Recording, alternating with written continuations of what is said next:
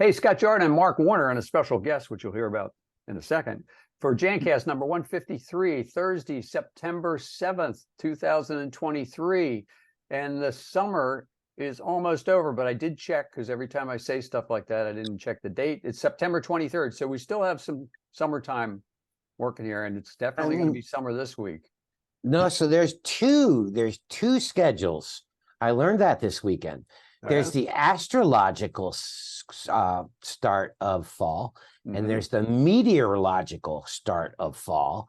And so September 1st is the meteorological start of fall, even though the astrological start of fall is September 23rd or something. How do you like that? Okay, well, so this is our M&A show. Thank you. That's way more involved than just looking up the date. Yes, so much more information than you wanted. Saying there. So this is the M&A show, and that stands for mergers and acquisitions, because last week there was some hot action going on out there in the marketplace. But we have Gary with us, Gary Henderson with us, who's going to shed some historical light on some of the past mergers and acquisitions. But Mark, do your honors there.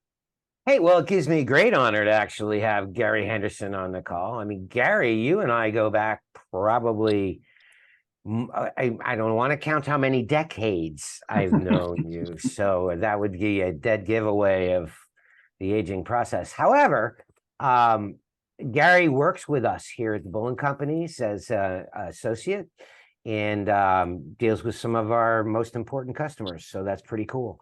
But really, the reason why we wanted Gary on the call is because of Gary's extensive history with the industry itself and having seen some trends of mergers and acquisitions dating back decades ago.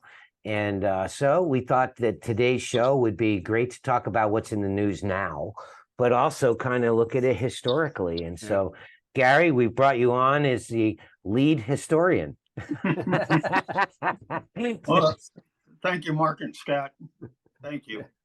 Yeah. So the hot news last week, for those of you who have not heard it, and maybe some of you don't even know all the stuff that's been going on with Imperial Dade and Brady and all these other ones, but Brady IFS, which is a merger of Brady and IFS, now has merged again with an even bigger group, or to make an even bigger group, on Envoy Solutions. So a lot of stuff going on out there, right?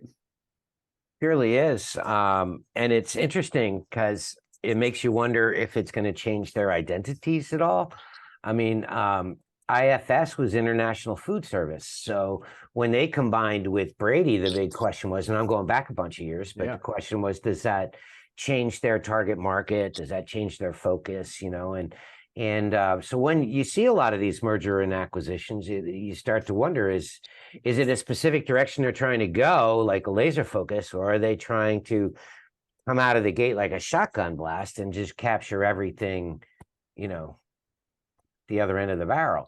So Jansan, for a lot of companies like this, kind of fits into one of those elements that could tie into food service or packaging or other things that some of these companies have excelled in also beyond Jansan.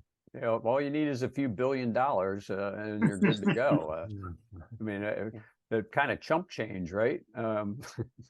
So, well, the interesting thing is we've been watching Imperial Dade a lot because they are on their 68th or more acquisition. And it's just kind of, you hear about it every week, there's another acquisition.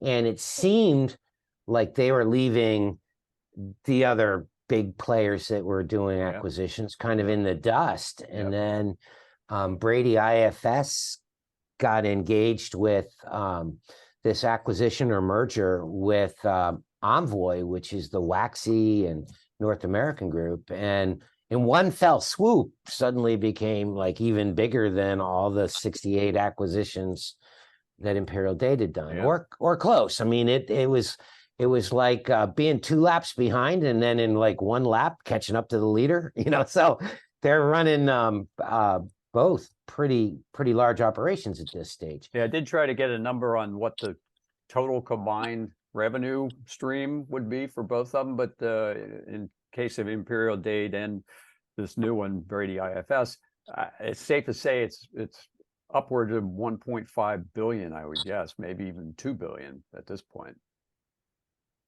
Yeah, hard to imagine all of that, and it's all supported through product sales. So that's fascinating too when you think about it. Yeah. Not exactly sure how it's going to work out, but maybe some of our previous history will give us some idea. And that's where Gary comes in, because Gary, you've kind of gone through a couple different transitions, not a couple, of a few at least, right? Well, Gary, Go ahead. I was just going to say, you and I met way back in the day when you were involved with Harrisburg Paper Company in Harrisburg, Pennsylvania, and they were a pretty big player. And you know, regionally, but a big player regionally for sure, a force to be reckoned with, shall I say. And of course, they got acquired by, I guess you told me Hammer Mill, and later by IP. And it means that you've kind of seen what some of these challenges are to mergers and acquisitions. And, you know, history tends to repeat itself a little bit. So some of the things that, you know, is worth discussing is, you know, how did this work out in the past, and what were those challenges, and what might, you know, some of these new conglomerate organizations be challenged by, you know, looking towards the future. And I have my ideas, but Gary, I mean, what challenges were people facing back when the whole, you know, AmSan and Expedex and Unisource and Hammer Mill and IP, International Paper, all this was happening, like, was that 20 years ago? And then it kind of got quiet for a while, right? Yeah, Yeah, it's AmSan probably was been close to 30 2020. years. Yeah. Yeah, International Paper was July 2014, if my notes are showing right. So yeah, quite a while ago. I think the one thing that comes to mind in thinking about mergers and acquisitions, no matter what anybody might say, there's going to be change. And when you think about the word change, it's changes with operations, it's changes with manufacturer relationships. It gets quite emotional because a customer service person or a sales rep is used to taking care of a customer, and now all of a sudden there could be a change with a manufacturer relationship, and how you work through that change can be quite challenging. The three key areas that come to mind, one is to look at your personnel. How are your personnel going to be impacted? Because they're so used to taking care of that customer one way, and that's exceeding their expectations. But mentally and emotionally, it's a big deal for your own personnel. The second thing that comes to mind is the technology and the operational component. If you're not shipping the product, billing the customer properly, the expectation that they've been used to, that can also be a challenge. So there's so many different aspects of an acquisition that sometimes are overlooked. And if you're not prepared to address those changes, the customer in all likelihood is going to find somebody else that can meet their needs. Yeah. Well, you bring up a couple points that that had popped up as we were researching the topic, and certainly there is the possibility of personality clashes. Yes. And so there's the attempt. I mean, everybody that tries to build a culture around their company tries to do that by coordinating the right people into a team and having the same mindset. And when you do go through a merger or acquisition, and all of a sudden people are thrust together that weren't necessarily planning on it, pre-planned to be working together. Yeah. And then the other thing that you bring up is, the whole a trust of I wrote down like kind of losing the trust of the customer. So what that kind of reminds me of, Gary, and I'd love to hear your comments on it, is like, to me, the biggest challenge is that there's obviously becomes sales territory overlap, where two reps or maybe more are calling on the same accounts. Yeah. And the question is like, who stays, who gets to keep that account? And at one point, they might have been competing with one another and not necessarily saying the friendliest things about one another. And then all of a sudden they're together. And so that's got to create some challenges too. So, and I've seen that over the years where, you got one or two or three people all calling on the same relatively large end user. How does that get broken up? And I know you had to live through that. What did you see? Mark, it goes back to taking care of the customer. And when you look at a sales rep's responsibilities with one customer, and then say they reassign that account to another sales rep, Yeah. he's going to experience a lot of resentment because he thinks he's had a great relationship with the customer, and all of a sudden he's got a sales rep that is impacting his livelihood. So you have this resentment that creates an internal emotional conflict. I was just thinking about this a little bit. When you think, we all love the game of football, and when you think about a football team, it's really not a whole lot different than a distributorship as far as teamwork and having sales reps and having players. And when you think about what was it? The Washington Commanders were recently acquired by another owner. The changes that those teammates go through, whether it's a coaching staff or a free agent brought into the organization, if what's the quarterback? Aaron Rodgers. All of a sudden, Aaron Rodgers comes to the Washington Commanders, how that entire organization is impacted. So I think my number one takeaway is it's going to come down to leadership. Because if you can provide good leadership and good communication skills, and always try to remember that your personnel is your greatest asset, you should be all right. But a lot of things can get mixed up in the process. Well, some of the things we've seen over the years, years ago, was displacement of sales talent, where they didn't feel as though they fit in, perhaps, or maybe they were alienated because of a reassignment of one of their accounts, and they would leave. And then you would find them all kind of agglomerating into a brand new entity. And I think about some of the history in the greater Philadelphia area. Companies like Marstan and Raymond T. Green were gigantic powerhouses 20 plus years ago.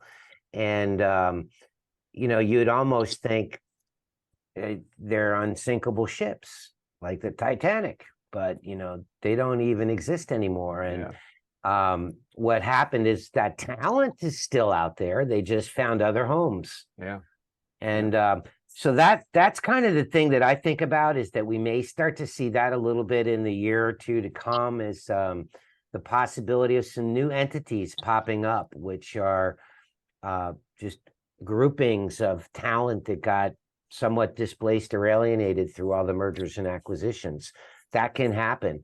And we'll keep our eye on that kind of thing. The other thing, Gary, that you mentioned to me before the program started is the challenges involved in trying to implement a brand new operating system or ERP system, and getting one company's operations to talk to the other company's operations, I guess. Can you elaborate on that? Mark, we used to use a term about we always wanted to achieve operational excellence. And if you are not executing, getting product from your distribution point to the customer gets frustrated. Nobody liked back orders. So it's a combination of taking care of the customer, but if in an acquisition, the acquiring company has new relationships or has relationships with their manufacturers, then you have a whole new learning curve. Yeah. With product knowledge, how you sell their products. So there's a lot of intangible components of an acquisition that somebody might overlook, that you just don't think about. But the operational systems, the technology.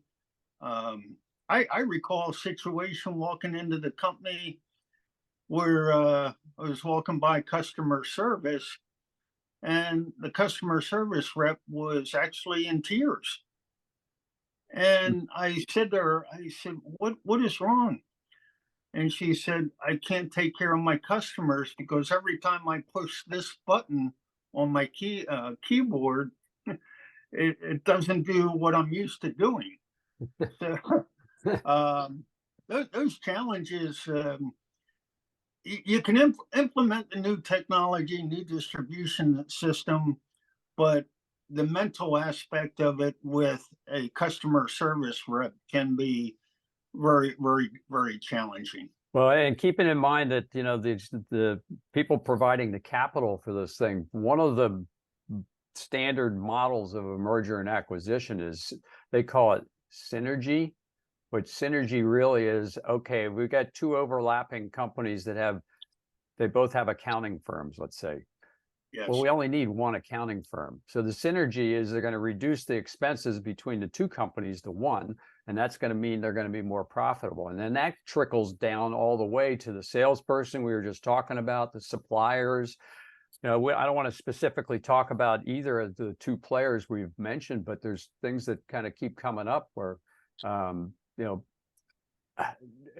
they implement things across 67 different companies or not? I mean, the whole synergy thing where the money guys are looking at it going, hey, we got to make this work. And, customers, if it's a commodity item like Windex or something, it really doesn't matter. It's just a price thing. But there's all kinds of upheaval going on there. Scott, it's interesting you say that because an area that's often overlooked is the driver that delivers to the customer. Oh, yeah. And the folks out in the warehouse that are picking the items to be delivered to the customer. And if they pick the wrong item due to an internal challenge or whatever, then they get frustrated. And then the customer gets frustrated because you sent me the wrong window cleaner. That's not what I'm used to using. And then the customer comes back and said, well, you were acquired by somebody.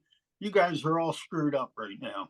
So, well, it kind of brings up the other challenge that some of them have is whether they need to go into a line consolidation and kind of limit the number of brands that they offer, which is interesting because I can remember back in the day somebody saying, you want to substitute what for my product? Well, isn't that the one you told me not to buy because I was buying yours? And so it does kind of change those tunes a little bit and create that challenge where because of all these acquisitions, every primary brand in the world all of a sudden ends up in the same house. It used to be a Chevy dealer at Chevys and a Ford dealer at Fords. and same thing could be said about Jansan distributors. They were identified by their primary lines. Yeah. Where now with all the acquisitions, they all have all the lines. So You then know, you know what, Mark? The one thing that comes to mind is, we talked about distributor sales reps and their relationships that they've built with customers and so forth. A lot of times, what's overlooked is the relationship that the distributor sales rep has with the factory rep that they're used to working with. Good point. And now, if you have a whole new learning curve with product knowledge, you have entirely new relationships with factory reps that you have used in the past in supporting your customers. So there's a lot of things to think about when you have an acquisition or a merger that can impact taking care of a customer. Yeah. Well, very interesting discussion. So, Mark, I think you have a closing quote that you can out for us, and let's all think positive. This isn't going to happen to everybody, but so we were researching the topic a little bit, and so I went to the number one most irrefutable source, Gary, the internet. So I just Googled it. The keeper of all knowledge. Yeah. So, but it was interesting because there was a quote that kind of grabbed me, and it stunned me because I didn't know this, but the quote was, "The vast number of failed deals, sometimes cited as being over 50% of all merger and acquisition transactions, is a testament to the many problems which can arise during a merger or acquisition." And so that's fascinating to me because we've just identified not all of them, but many, many challenges that do exist. And apparently it's not just a guarantee that if you buy enough places, you'll be successful. That ultimately there are these other challenges that can cause a merger or an acquisition spree to fail if these challenges are not managed well. Yep. And so I think that's kind of what we were thinking about a little bit as we were putting the program together, that the Titanic was built so it was be unsinkable. It only made one trip, half of one trip. Yeah. So, well, on that note, yeah, okay. But good things have come out of this in the past, and I think we'll see good things going forward. Where it plays out, maybe we'll have another show in a couple of years and see what the status is on some of these big players and whether or not they've birthed a whole bunch of smaller distributors again, because you never know. I mean, kind of hard to predict what's going to happen, but maybe our past gives us some indication of what's going to happen in the future. Well, actually, it's a great time to be alive and a great time to be in this industry and to watch all this stuff because it's exciting. It's exciting times that we're living in. Yep. Well, thanks very much, gentlemen, for the discussion, and hope everybody out there enjoyed it, unless you're on the wrong end of one of these deals, but we don't know who that is. So, but thanks again, and stay tuned for future Jancast. Thanks a lot, Gary, for joining us. Thank you, Gary. Thanks, Thank everybody. you. See you guys.